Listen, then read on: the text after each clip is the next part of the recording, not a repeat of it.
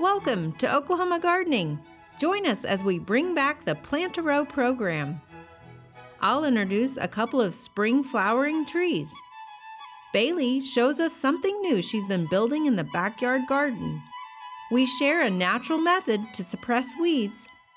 And finally, Christi is whipping up another tasty meal in the kitchen. Underwriting assistance for our program is provided by the Oklahoma Department of Agriculture, Food, and Forestry, helping to keep Oklahoma green and growing. Oklahoma Gardening is also a proud partner with Shape Your Future, a program of the Tobacco Settlement Endowment Trust. Shape Your Future provides resources for Oklahomans to make the healthy choice the easy choice. Oklahoma Gardening's 50th anniversary. I love sharing with you guys the cool things that plants can do. People in Oklahoma love their gardens. I feel like this is the people's show. We all know we're working towards the common goal, and that's to produce the best quality television and information for our audience. In celebration of Oklahoma Gardening's 50th anniversary this season, we are announcing a challenge to our viewers. It's a Plant a Row challenge. If you're familiar with the national campaign of Plant a Row, you might recognize it as an opportunity to give back to your local community. Plant a Row has been a program that's been recognized by many of our previous hosts here on Oklahoma Gardening, and we thought it would be a great opportunity to bring it back. This year, when you're planning your garden season, we hope that you take us up on our challenge and plant an extra row of produce that you can then donate to your local food pantry. It's a great way to give back to your community. In order to kind of keep track of how much produce you guys are giving back to your local community, we ask that you go to our website and fill out a form. We want to hear about your donations and even see pictures if you're willing to send them in. And to sweeten the pot, for your donation, we are going to enter you into a raffle to win a new garden tiller. So again, you got to go out to our website and fill out that form.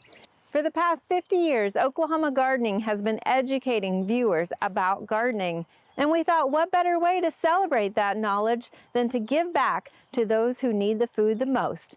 We hope you join us in this Plant a Row campaign.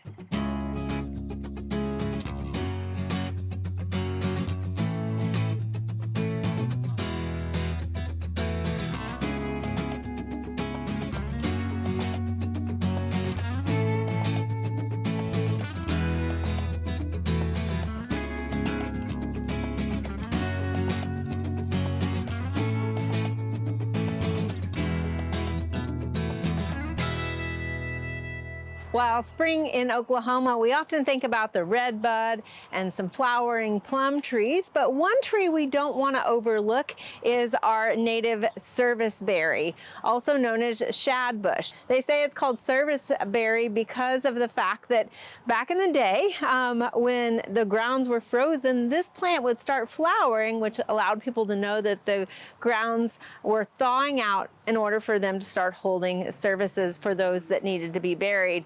The other name, shadbush, comes from the time when the fish, the shad, was spawning and it was headed up river as this plant was in flower. So it's got some interesting names to it, but serviceberry, regardless, is a native primarily to the eastern coast of the U.S., but it does really well here in Oklahoma as well. So the nice thing about this is it's going to produce these 5-petaled, long-petaled flowers in the springtime, giving you this nice show. It is a deciduous tree, often multi-stem, so sometimes people think of it as a large shrub. It can get anywhere from 6 to 20 feet tall, and it's hardy from zones 4 to 8. So give it some room to grow, but you can see it's got a nice display on it. And being a deciduous tree, it's just now pushing out its leaves after it blooms. But those leaves are also going to give you more addition into your garden this fall as they turn into more of an orange-red fall color for you. So definitely one that gives you some attraction throughout the seasons in your garden. As far as problems, you might find that this plant has a little bit of leaf rust or may have some powdery mildew, but primarily any of the disease or pest problems that occur on this plant are just cosmetic and they're not going to be life-threatening to the plant. So go ahead, this is a great plant, a native to the US, one that's edible, going to offer you spring flowers as well as fall foliage, and a great plant to consider for your landscape.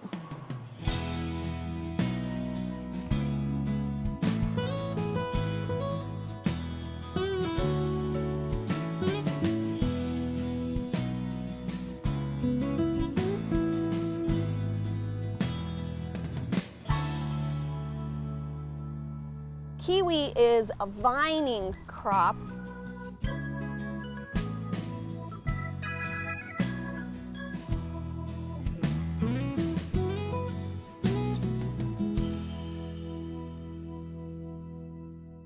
Bailey's been hard at work in our backyard garden here, adding to it so that it's producing more. What do we got here, Bailey? We have a couple of different hardy kiwis back here. Okay. So a lot of people don't think you can grow kiwis in Oklahoma, but you can. Yes.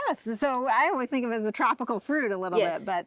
But so when you say hardy, I also know that they usually need both a male and female too. Is that correct? Yes, you can have one male if you have several different female plants around. Okay. And of course, the females are the ones that are going to give you your fruit. So we Yes. have both here? Yes, we do. Okay. So we also have another kiwi that is self-pollinating, and so we just put it next to the fence for it to grow along the fence. Okay. All right. So are these going to be like the kiwi we find in the grocery store? No, they're not. So those kiwi are more tropical. Okay. These ones that are hardy here, they don't have the fuzz on the outside. Oh, perfect. Yeah. Nobody likes the fuzz anyway. Yeah. So a lot of people don't realize kiwi is a vine. So Yes. of course we need something to grow it on. So we've got one over against a fence. But this was kind of nice. We didn't have anything defining the back of our landscape here. So tell me a little bit about your style here. So this is more of a fence espalier kind of style. The T-bar is the most common type of trellis method because they're able to produce a lot more kiwi that way.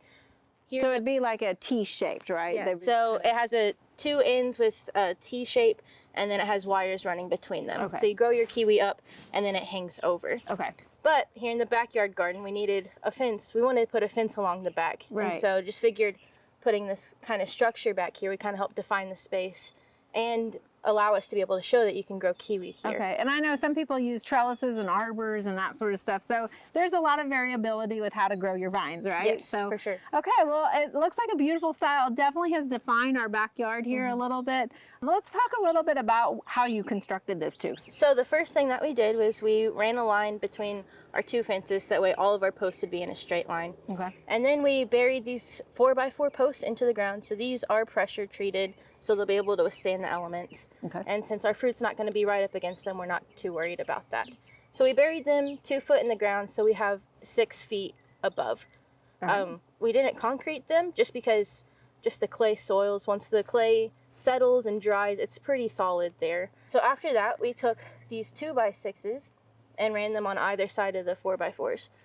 So And they're 12 feet long? Is yes, that, they are okay. 12 feet long. It was a good measurement for this space to be able to fit 2 of these trellises back here. And it gives the kiwi plenty of space to be able to grow as well. And so we just put them on either side of the 4x4s to help stabilize them and so they can't move too much. All right, so you got a pretty heavy gauge wire that you're using here too. Tell me what gauge Yes, that so is. this is 12 gauge wire, which is what is recommended for growing kiwi. So it's not really going to go anywhere. It's not going to bend very easy either. Okay. So there's 2 different brackets you've used actually on either end. Can you tell me a little bit about that? Yes, so since this is our backyard demonstration garden, I Right. wanted to show a couple different options. So if someone wanted to reconstruct this, they could easily. And so this first one that we have is just a regular turnbuckle. And so you could have them on both sides and be able, whenever you put them on here, you want to extend them as far as they can go, so that way you can tighten it. So yeah, have this unscrewed completely so that Yes. you can tighten it up. And the nice thing about this is it's a clean on this side. So if we're having people walk through, There's nothing that's going to grab their arm or anything like that. Correct, yeah. And so this is just really simple. I drilled a pilot hole for this eye bolt to go in, and then just connected this turnbuckle to it. Okay, and then twisted the wire back on itself. Yeah. On the other end though, we have these wire anchors. And they're pretty interesting because you put the wire through it one way and it won't back out the other way. Okay. So if I were to... So this is hammered into the outside of the post? Yes. So I pre-drilled some holes that would fit this back part into the post, and I drilled a hole straight through the post. And so the downside to that is that it might deteriorate a little faster than this side would because it has a hole straight through. Okay. But with this, once you put the wire through this wire anchor, it won't come back out. Okay. And so in order to tighten it, you just grab some pliers and pull. Okay. So you just can keep pulling it as Yeah. the weight of the kiwis growing on it. You can just keep pulling Yep, it. you can't loosen it. So that is the positive to one of the turnbuckles. Because if you needed to get in here for some reason and loosen up the wire, you can do that with the turnbuckles, but not with this. Okay. And then of course you have a cut wire sticking out on the other end. Yes, and so you can just bend it down, but it's still there and it could poke you if you're not paying attention when you're walking through. Okay, so in fact, it might have worked well to have one turnbuckle. So if you ever needed to redo it or replace a post or something like that, you can unhook it. But then the other side, you've got more of a cleaner look with that hammered into it. Yes. I think the last thing we need to do is just put some wood stain and some seal on these posts. That way they can withstand the elements. Okay, and these kiwi were planted last fall, is that? Last spring, actually. Okay, So they have 1 year growth on them. And so last year I just put a bamboo stake in the ground so that way they had somewhere to go. Right. But now I'm going to try to train them onto the trellis. All right, well, looks good. Definitely a great addition to our backyard landscape here. Thank you so much, Bailey. Thank you.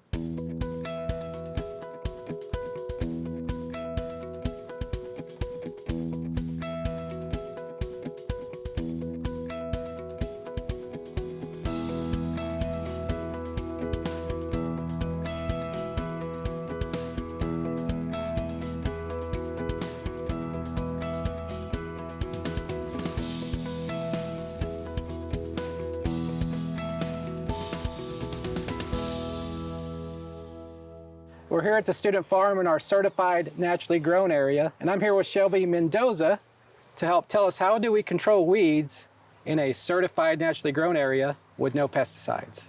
It's a good question. So we have been doing manual removal of weeds. So first we're Manual, that means like you first physically we're going in, okay, with a hoe of some sort and disrupting those roots, pulling up as many weeds as we can.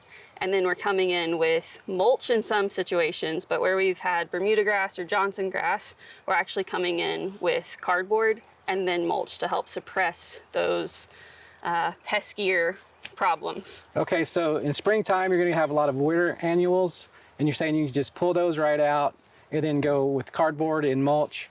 But for those summer, especially those perennial grasses like Bermuda grass, yeah, can this really be effective to control that?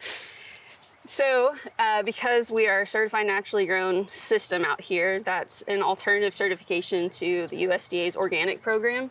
There are pesticides we can use, but they're 2 to 3 times more expensive than what you can go buy at Lowe's. Okay. And a lot of them are just taking care of the top that we see. They're killing back the weeds, but they're not getting to those rhizomes that we see in Johnson grass and Bermuda grass. So really what we're doing here is trying to suppress the weeds. Okay. Suppress. Okay. Yes, so we want to make it harder for them to grow, so we're taking away their light source with that cardboard and then an extra layer of mulch, but that's something we're gonna have to keep doing until we deplete those reserves in the rhizome, because the plants still have energy underground, even if we take away their light source. So it's gonna take time to really get control of them. So I can see in the field here, you have cover crops. Yes. And those have helped to control the weeds before you even got started with your garden out here, right? But now we've got these alleyways, and we also need places to walk and to work. So we can use this cardboard and mulch, right? To hopefully control or suppress these weeds. And also give you a little place to work, right? Right. But one important thing, we're not just taking our Amazon boxes straight from our doorstep and putting it out. We're removing plastic labels and tape and then we're laying it down. We don't want to add any extra trash because cardboard will break down eventually. So will the mulch, but we don't want to add trash to our field. We don't want to grow plastic out here, right, Shelby? Correct. Okay, we want to grow vegetables. Yes. Okay, so let's see how we do this. Let's go pull some weeds and lay down some mulch. Sure, sounds great.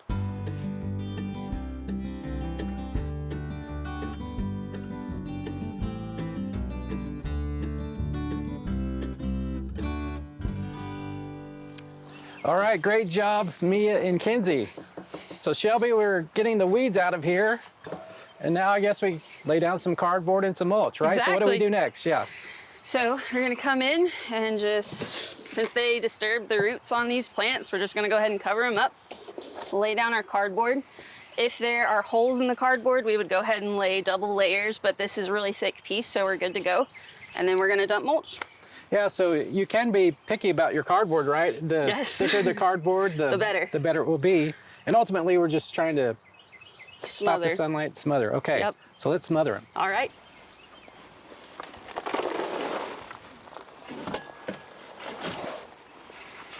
So this is just a demonstration, but if we were doing this for real, we would want to have a second layer of cardboard here, so there's no cracks for sunlight to get to our weeds. And then we would want to have 3 to 4 inches of mulch, really, is what we're looking for. So nice cardboard layer, 3 to 4 inches of mulch. Make sure those weeds are removed before. What happens if we don't remove the weeds before? Depends on the weed. Some of our perennial weeds, they're just gonna keep growing, sadly. But some of our more temperature dependent, finicky weeds, our winter annual weeds, they should be okay. It should smother them. Yeah, and we had some volunteers help us with some of our mulch where some of the weeds didn't get pulled. Right. And you can see it coming through, peeking through, right? Yes. So we'll have to go pull those out. Exactly. All right, well, Shelby, well, this is great. Seems like it's easy to do. We can control weeds and we don't have to use pesticides. Thank you. Thank you.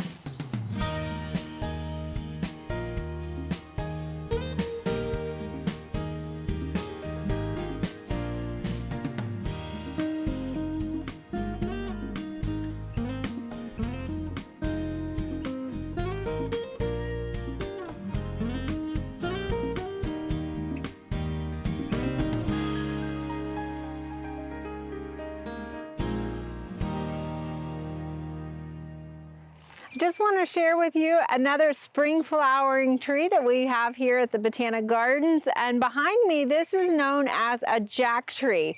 Now, this is not one that you're probably going to find on the market or even in most people's home landscapes. It is actually from it's native to a small area in China. And because of the native habitats being threatened, it's kind of hard to even find there. And so, but fortunately, it has been preserved and you can still find it at a lot of different arboretums around the world and botanical gardens, just like the one here at the Botanic Garden at OSU. And in fact, we're lucky enough not just to have one, but we also have another one here behind our chicken coop as well. So the thing about this Jack tree is it is a spring blooming, and you can just see the pendulous flowers. They're like white star-shaped flowers that are hanging down, and it's just prolific with them. So it gives you quite a show. Now it does like more of an acidic soil that is somewhat moist, so this does hold a little bit of water, but once it's established, it's actually pretty drought tolerant. So we don't do any supplemental irrigation over here on these trees. The other thing you can see is it really does handle our full sun here in Oklahoma, so it works well for us here. So once these flowers quit producing, then they actually form sort of a woody egg-shaped drupe. So you'll see those kind of fruits hanging all over this a little bit later. And now I didn't read anything about it necessarily being a pollinator plant, but I will say being out here, I'm kind of being dive bombed by the bees a little bit. So I think they are enjoying this plant. Just wanted to share this plant with you because it's one that you probably won't see in most home landscapes or even at the nursery, but one you can appreciate if you come here to the Botanic Garden at OSU.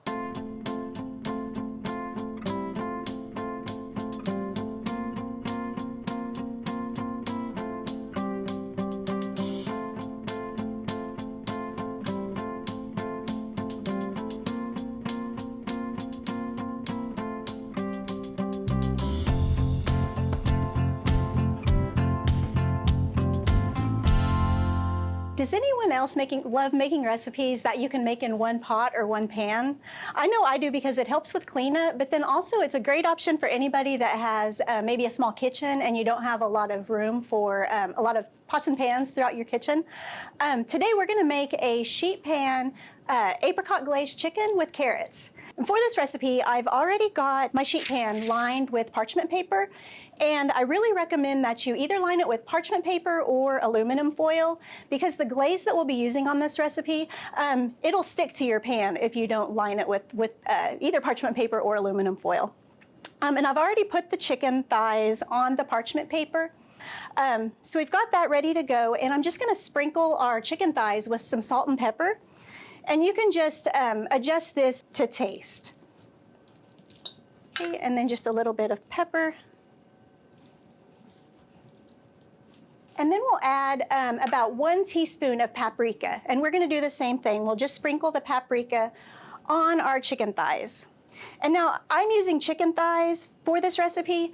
You could also use chicken legs or leg quarters. That would also work well. And these are boneless thighs, but you could use bone-in thighs as well. So now that we have our chicken seasoned, we're gonna go ahead and work on our carrots now. And I've already washed and peeled the carrots. For these, we're just gonna cut them in half lengthways, and then we'll cut them in, we'll slice them crossways. And we wanna do about, 1 inch to 2 inches for each cut. And we'll just put those in, just put them around the chicken thighs. And carrots are a really healthy vegetable for us to use with this dish. They have a lot of nutrients like beta carotene. But if you didn't have carrots or you wanted to try a different vegetable, sweet potatoes or like butternut squash would be other great options to use in place of our carrots. You just would cut those about the same size that we're cutting our carrots.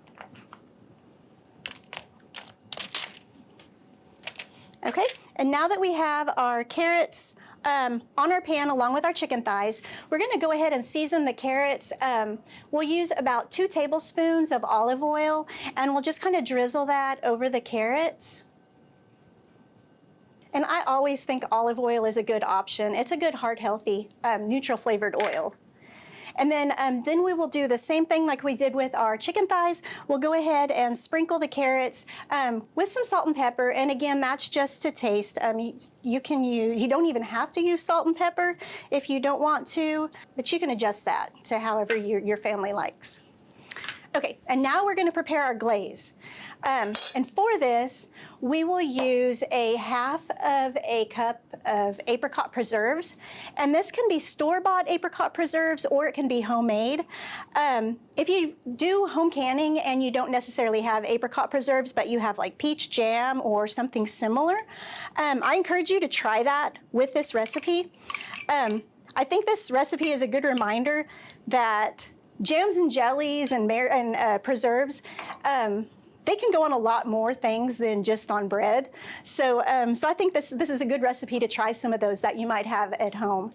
But after our 1/2 cup of apricot preserves, we're gonna add 2 teaspoons of apple cider vinegar, 2 teaspoons of Dijon mustard,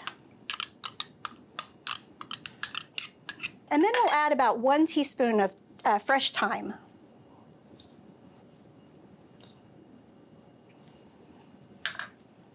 Okay, and then we'll just mix that all together. Okay, and now with our glaze, we'll just spoon a little bit of this on each one of our chicken thighs. Now we don't want to use all of it because we're gonna save half of it to put more on our chicken during cooking. Okay, and now that we've got the glaze on our chicken, we're gonna go ahead and put this in the oven at 400 degrees for about 30 minutes.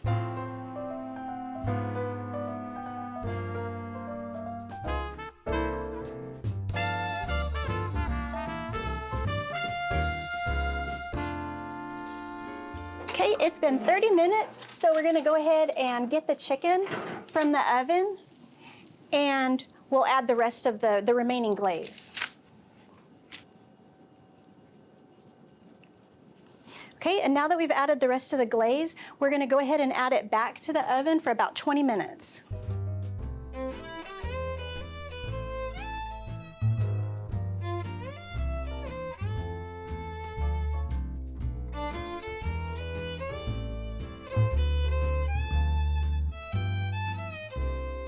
Okay, it's been about 20 more minutes, so now we're gonna check the temperature of our chicken. We wanna make sure that it's cooked to about 165 degrees. And when you're checking the temperature, you wanna make sure that you check the thickest part of the chicken to make sure that you're getting a good reading on the internal temperature. But this chicken is done, so we're gonna go ahead and plate it. And it really does smell good with that apricot glaze.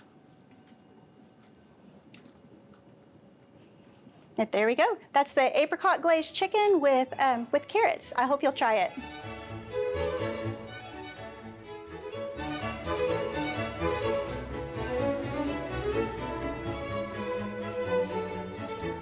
There are a lot of great horticulture activities this time of year. Be sure and consider some of these events in the weeks ahead.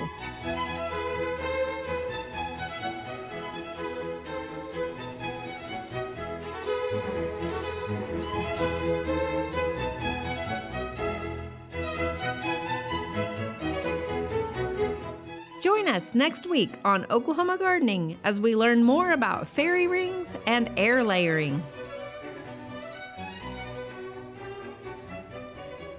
Oh, soils. What about them? Us here at the Botanic Garden at OSU. I wasn't ready. To find out more information about show topics as well as recipes, videos, articles, fact sheets, and other resources, including a directory of local extension offices, be sure to visit our website at oklahomagardening.okstate.edu. Join in on Facebook and Instagram. You can find this entire show and other recent shows as well as individual segments on our Oklahoma Gardening YouTube channel. Tune in to our OK Gardening Classics YouTube channel to watch segments from previous hosts. Oklahoma Gardening is produced by the Oklahoma Cooperative Extension Service as part of the Division of Agricultural Sciences and Natural Resources at Oklahoma State University. The Botanic Garden at OSU is home to our studio gardens, and we encourage you to come visit this beautiful Stillwater gem.